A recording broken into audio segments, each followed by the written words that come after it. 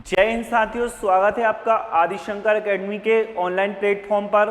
तो कल की क्लास में हमने देखा था एनटीपीसी अंडर ग्रेजुएट एग्जाम के लिए हम प्रैक्टिस सेट लेकर आए थे, जो कि किस पे बेस्ड था, जो आपका ग्रेजुएशन लेवल वाला एग्जाम था उसके जो बेस्ट क्वेश्चन थे वो कल की क्लास में हमने देखे थे। इससे पहले आप जीके के क्वेश्चन भी देख चुके होंगे।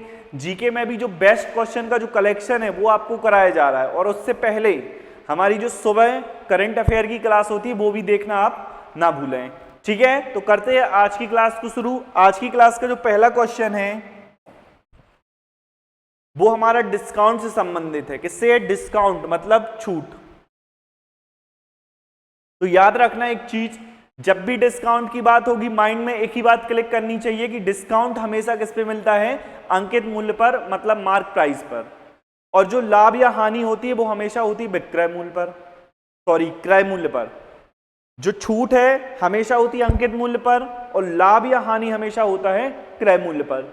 और तीसरी चीज, यदि हम अंकित मूल्य में से छूट निकाल दें तो विक्रय मूल्य आ जाता है, और क्रय मूल्य में यदि हम लाभ जोड़ देते हैं तब भी क्या आता है? विक्रय मूल्य ही आता है। ठीक है, तो देखो क्वेश्चन, 76% की छूट देने के बाद, मतलब यदि मार्क प्राइस 100 है और हमने 76 की छूट दे दी तो सेलिंग प्राइस कितना आ जाएगा? 24। यहां से रेशो निकालोगे 4 से जाएगा 25 बार और ये आ जाएगा 6। आगे देखो, सीलिंग फैन का जो क्रय मूल्य कितना है?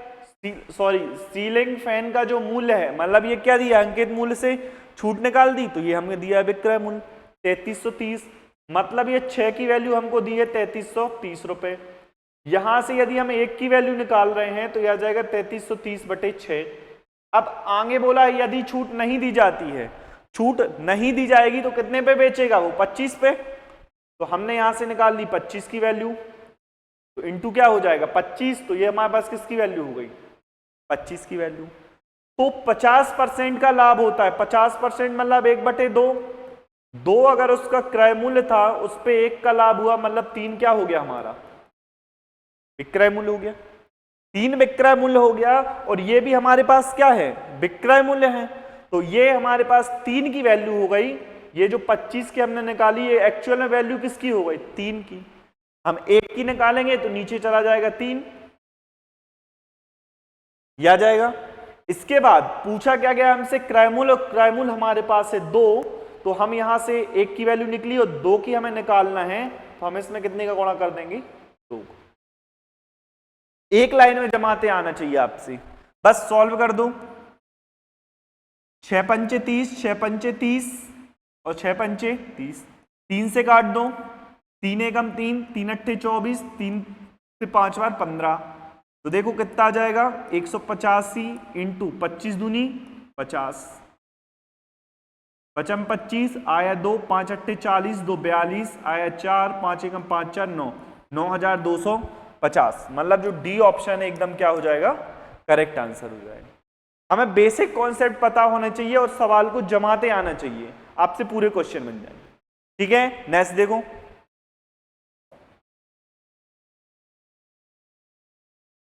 ये भी एक शानदार क्वेश्चन है, एडवांस मैथ का है, जो पूछा गया है आपके। देखो रीड करो क्वेश्चन को, क्या बोला है? 56 सेंटीमीटर, 42 सेंटीमीटर और 70 सेंटीमीटर भुजाओं वाले एक समकोण त्रिभुज को 56 सेंटीमीटर वाली भुजा के चारों ओर घुमाकर, पहली चीज तो 56 सेंटीमीटर वाली भुजा के चारों ओर घुमाया है, मतलब उसकी लंबाई कितनी हो जाएगी? 56, ये हो जाएगी। आगे बोला गया एक शंकु बनाया गया है, शंकु का संपूर्ण पृष्ठीय क्षेत्रफल क्या होगा? तो देखो ये तो सबसे बड़ी भुजा हो गई 56, ये 70, तो ये तो हमारे पास है कर्ण, मतलब ये त्रिज्या नहीं हो सकती, तो त्रिज्या हमारे पास कितनी हो गई? 42। तो आर की वैल्यू कितनी हो गई? 42। संपूर्ण पृष्ठीय क्षेत्रफल होता है शंकु का पाई आर, आर प्लस एल, ये होता है हमारे पास पाई आर, आर प्लस एल। बस मान रख दो, पाई मतलब 22/7, ये तो सीधे दिया है पाई में आंसर, तो ये हो जाएगा पाई इंटू 21, सॉरी त्रिज्या कितनी है 42। ये 56 क्या है उसकी लंबाई, ये 56 उसकी लंबाई है, मतलब ये हो गई हाइट, और तिर्यक जो ऊंचाई हमारे पास कितनी है 70, तो एल की वैल्यू हमारे पास कितनी आ जाएगी 70। तो देखो 42 प्लस कितना आ जाएगा 70। बस इसका हमें कुछ करना ही नहीं था 56 का, क्योंकि h लगता ही नहीं है, पाई आर आर प्लस एल।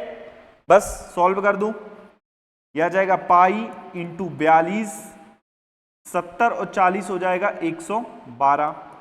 इसको सॉल्व करोगे 42 दूनी 84 आएगा 8, 42 से कम 42, 8 50 आया 5, 42 से कम 42 और 5 47, 4704 पाई, जो कि डी ऑप्शन एकदम क्या हो जाएगा हमारे पास करेक्ट आंसर।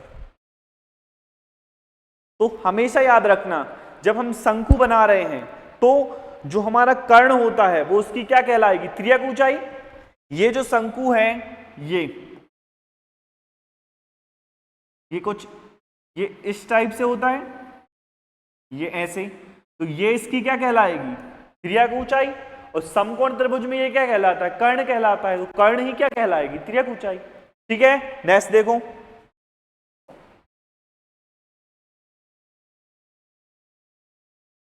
क्या बोला है, एक आयताकार मैदान की भुजा इतनी इतनी है, इसका क्षेत्रफल एक वृत्ताकार मैदान के क्षेत्रफल के बराबर है।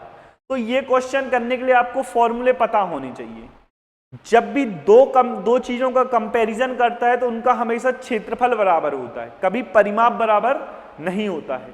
तो बोला क्या गया है, इसका क्षेत्रफल मतलब जो आयत का क्षेत्रफल है, और आयत का क्षेत्रफल होता है लंबाई गुणे चौड़ाई, तो 11 इंटू क्या आ जाएगा 14 बराबर वृत्ताकार मैदान के क्षेत्रफल के बराबर, और वृत्त का क्षेत्रफल क्या होता है पाई आर स्क्वायर, मतलब 22/7 इंटू आर का वर्ग। बस इसको सॉल्व कर दो, 11 से जाएगा ये 2 बार और 2 से ये जाएगा 7 बार, त्रियक गुणा करोगे बाहर 7 आ जाएगा, मतलब आर की वैल्यू कितनी आ गई 7। पूछा क्या गया है, वृत्ताकार मैदान की परिधि, परिधि मतलब परिमाप, मतलब क्या हो जाएगा 2 पाई मतलब 22/7 इंटू आर, ये कटेगा, 22 दूनी क्या आ जाएगा 44, मतलब जो ए ऑप्शन है एकदम क्या हो जाएगा करेक्ट आंसर। इसका पूरा बेसिक हम जब ग्रेजुएट लेवल एग्जाम की तैयारी करा रहे थे उस टाइम पे आपको ये पूरा बता चुके हैं। अगर आपने नहीं देखा तो एक बार फिर से आप जाकर देखिए और फिर यहाँ पे प्रैक्टिस कीजिए। ठीक है, नेक्स्ट देखो, ये देखो परसेंटेज का है, एक खाली स्टोरेज टैंक में 51 लीटर पेट्रोल डालने के बाद भी 1% खाली था, 1% खाली था मतलब भरा कितना था 99%। तो ये जो 51 है ये हमारे पास दिए 99% की वैल्यू 51। अब पूछा स्टोरेज टैंक को भरने के लिए कितना पेट्रोल डालना होगा, मतलब पूछे गए हमसे 100% की वैल्यू, इसको मान लिया हमने x। ठीक है, जब यहां कैलकुलेशन करोगे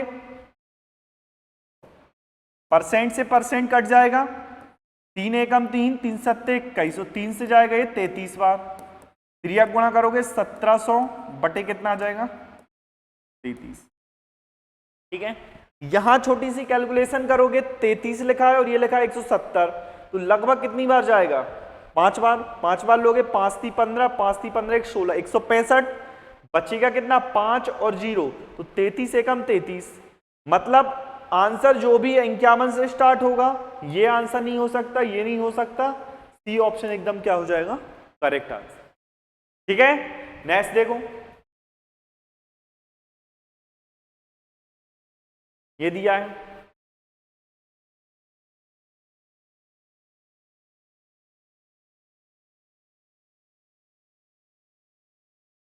देखो, ये हमारा पार्टनरशिप का क्वेश्चन है, हिंदी में जैसे क्या कहते हैं साझेदारी।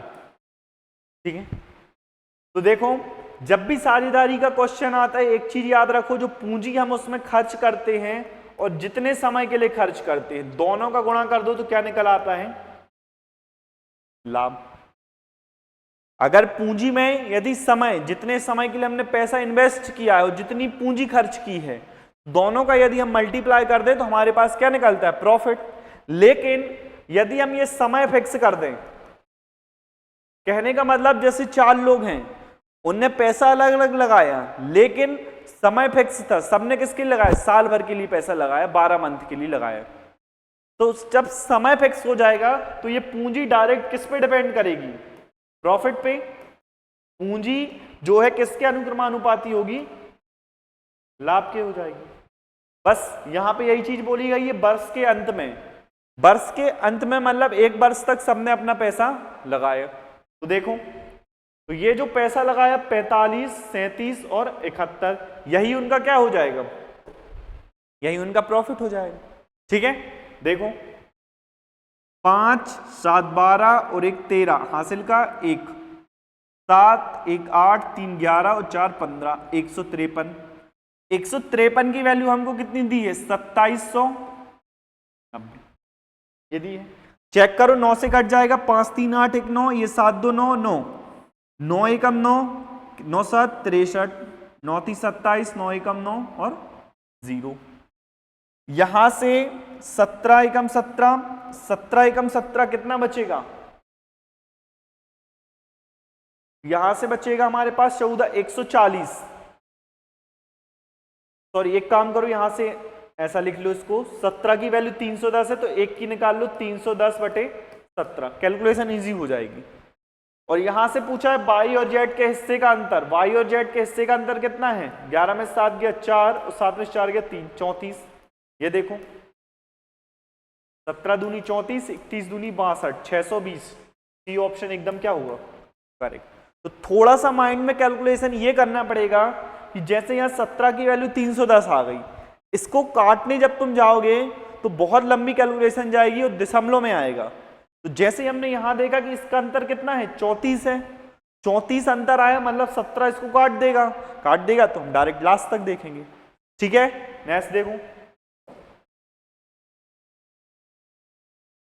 ये देखो अनुपात समानुपात से क्वेश्चन।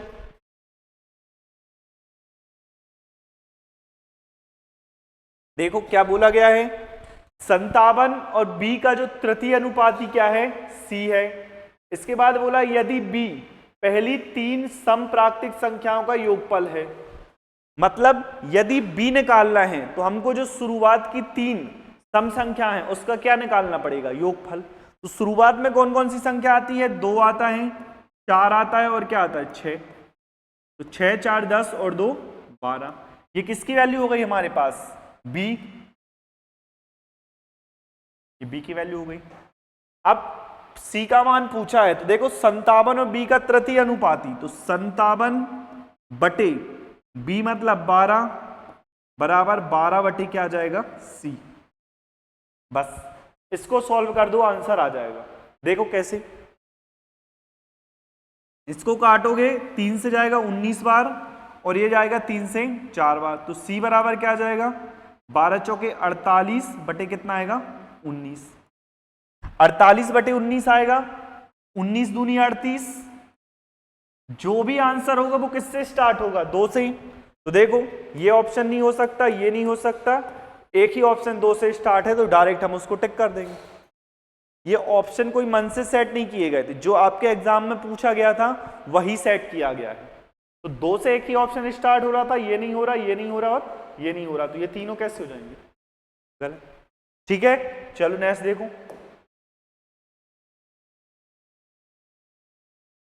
ये है ट्रेन। ट्रेन का भी आपको पूरा कॉन्सेप्ट बता चुके हैं। क्या बताया था, जब अपोजिट डायरेक्शन में जाते हैं तो चाल हमेशा जुड़ जाती है और सेम डायरेक्शन में जब जाते हैं तो चाल क्या होती है, माइनस होती है। बस ये 2 कॉन्सेप्ट लगने हैं, आपसे पूरे सवाल बन जाएंगे। देखिए कैसे बोला क्या गया है, 32 किलोमीटर पर आवर की चाल से चलने वाली एक ट्रेन ए विपरीत दिशा में इतने की चाल से चल रही है। विपरीत दिशा मतलब चाल क्या हो जाएंगी, ऐड हो जाएंगी। तो देखो 32 प्लस कितना 28, तो यहां से कितना आ गया, ये आ गया 60 बराबर क्या बोला गया, चलने वाली बी को पूरी तरह से पार करने में 33 सेकंड का समय लगता है। मतलब जो समय दिया है हमको कितना दिया, 33, और समय यदि सेकंड में दिया है तो चाल किस में होगी, मीटर पर सेकंड। तो मीटर पर सेकंड में गुणा के लिए हम कितने का गुणा करते हैं? 5/18। ठीक है, तो ये कॉन्सेप्ट भी साथ में याद रखना कि यदि मीटर पर सेकंड को किलोमीटर पर आवर में कन्वर्ट करोगे तो 18/5 का गुणा, और किलोमीटर को मीटर पर सेकंड में करोगे तो 5/18 का गुणा, ये याद रखना। ठीक है, और यहां दोनों की लंबाई ऐड होंगी। तो देखो आगे क्या बोला है, बी की लंबाई ए की लंबाई की 1.5 गुना है। मतलब यदि ए की लंबाई हम x मान लें तो बी की क्या हो जाएगी? 1.5x, और यहां दोनों जुड़ेंगी तो क्या हो जाएगा? 2.5x, ये हो जाएगा 2.5। यहां से दशमलव हटाओगे, यहां एक 0 आ जाएगा। देखो किससे कट रहा है?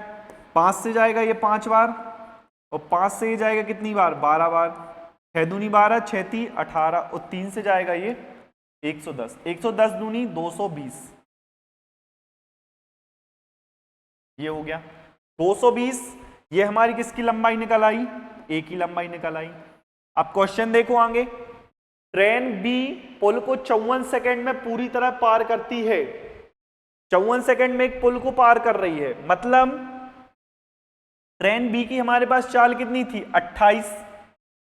28 इसको बदलोगे मीटर पर सेकंड में तो 5/18 बराबर ट्रेन बी की लंबाई कितनी हो जाएगी? 1.5 इंटू कितना? 220। ये ट्रेन बी की लंबाई प्लस पुल की लंबाई हमने मान लिया y अपॉन कितने सेकंड में पार कर रही? 54। तो यहां क्या आ जाएगा? 54। ठीक है, 18 से काटोगे 3 बार जाएगा, 5 ती 15, 15 अट्ठे 120 आया 12, 15 दूनी 30, और 12 कितना? 42 माइनस, ये देखो दशमलव से 0 कट जाएगा, 15 दूनी 30 आया 3, 15 दूनी 30, 3 33, मतलब कितना आ जाएगा यहां से? 90। y की वैल्यू 90, जो कि सी ऑप्शन क्या है? एकदम करेक्ट आंसर। थोड़ा सा कैलकुलेटिव है क्योंकि जो हमें यहाँ पे जो पुल की लंबाई किसमें पूछा था? मीटर में। तो पूरी चीजें जो किलोमीटर पर आवर में थी उसको किसमें कन्वर्ट करना है? मीटर पर सेकेंड। ठीक है, नेक्स्ट देखो, ये देखो अलजेब्रा का फिक्स पैटर्न का क्वेश्चन है। तो 2 पैटर्न हम आपको बता रहे हैं, वो क्वेश्चन आपको हमेशा काम में आएंगे।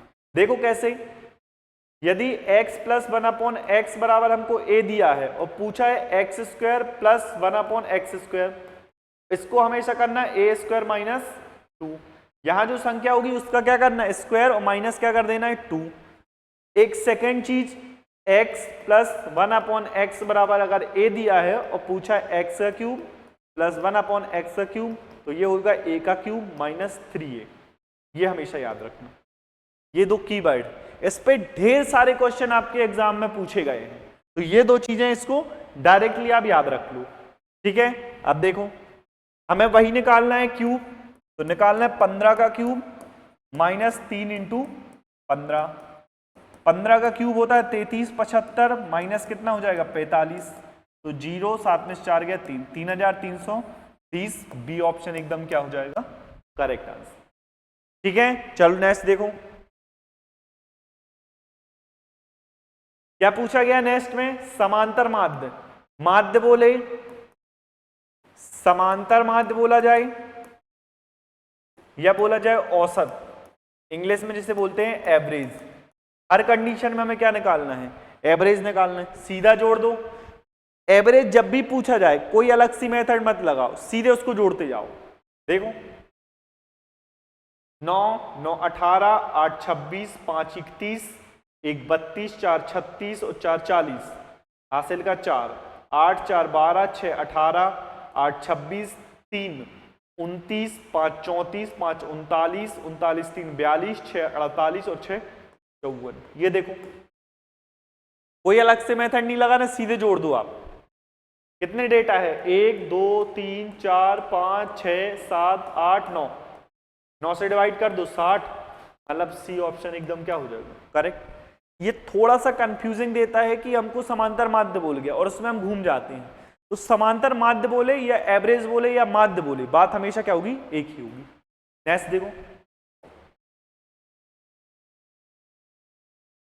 ये देखो अनुक्रमानुपाती और व्युत्क्रमानुपाती। दोनों का मतलब देखना, x जो है a स्क्वायर के क्या है, अनुक्रमानुपाती है, मतलब जो x है किसके साथ बढ़ेगा, a स्क्वायर के साथ, और जो a है ये किसके साथ बढ़ेगा, y के साथ, मतलब a y के व्युत्क्रमानुपाती, मतलब 1/y। अब बोला है यदि y 20 है और होने पर x 39 है, तो देखो y को यहां 20 रखोगे तो a की वैल्यू कितनी आ जाएगी, 1/20, a की वैल्यू 1/20, तो x की कितनी आ जाएगी, 1/20 का स्क्वायर मतलब 400। ठीक है, मतलब y 20 है तो x क्या होना चाहिए, 39, y 20 है तो x होना चाहिए 39, तो y के 2 होने पर x की वैल्यू क्या होगी, देखो y के 20 होने पर x की वैल्यू कितनी है, 39, लेकिन x की वैल्यू i कितनी है, 1/400, मतलब जो 39 की वैल्यू है ये हमारे पास कितनी है, 1/400। ठीक है, यहां पे बोला है, सॉरी यहां देखो, y के 20 होने पर जो x की वैल्यू है वो कितनी है, 39 है, मतलब y यहां 20 रख रहे हो तो x की वैल्यू आ गई 1/400, मतलब 39 की वैल्यू हमारे पास कितनी आ गई, 1/400। y के 2 होने पर, y को यहां पे 2 रखोगे तो कितना आ जाएगा, 1/2, और यहां पे उसका स्क्वायर 1/4, तो यहां से हमें किसकी वैल्यू निकालनी है, y के कितने होने पर, y को यदि हम 2 रखते हैं, y को 2 रखने पर x की वैल्यू कितनी आ जाएगी हमारे पास, 1/4। पूछा क्या गया है, x 39 है, 39 की वैल्यू हुई 1/400। ठीक है, और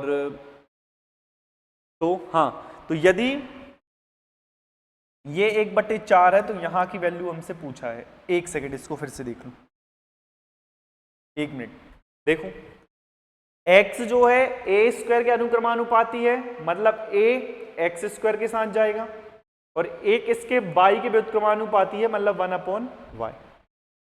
बोला है यदि y के 20 होने पर x कितना है, 39, तो y के 2 होने पर क्या होगा, तो देखो y को जब 20 रखोगे तो a की वैल्यू आ जाएगी 1/20, और यहां से x की कितनी आ जाएगी, 1/400, मतलब y को यदि हम 20 रख रहे हैं तो x की वैल्यू कितनी आ रही है, 39, और 39 की वैल्यू हमको क्वेश्चन में कितनी दी है, 1/400, इसकी वैल्यू कितनी दी है, 39।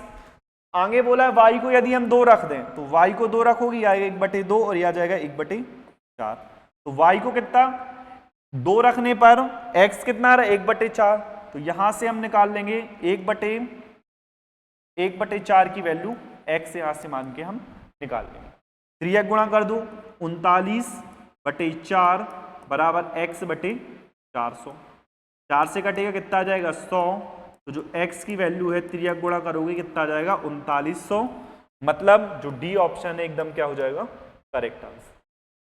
सेम सिर्फ कंपैरिजन करना था, 39 की जो वैल्यू है हमारे अनुसार कितनी, 1/400, हमारे अनुसार 1/4 वैल्यू आई तो उसके अनुसार निकालना है क्वेश्चन के अनुसार।